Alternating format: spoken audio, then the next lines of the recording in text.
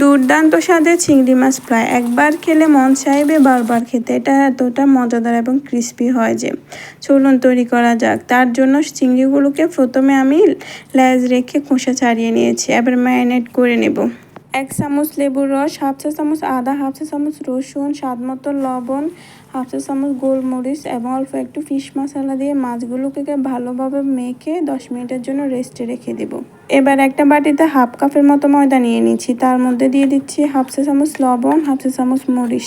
সবগুলো ভালোভাবে মেখে এক সাইডে রেখে দেব। আর একটা বাটিতে একটা ডিম নিয়ে নিচ্ছি। তার মধ্যে 1/2 চা চামচ মতো লবণ দিয়ে ভালোভাবে ফেটিয়ে নিয়েছি।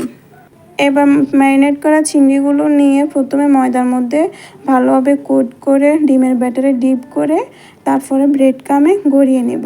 এভাবে আমি সবগুলো একে একে তৈরি করে নিয়েছি।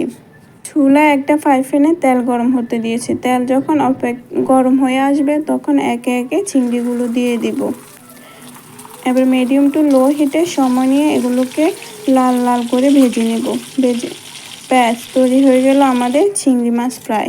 এভাবে বাড়িতে তৈরি করে নিয়ে দেখতে পারেন, খুব স্বাদের হয়।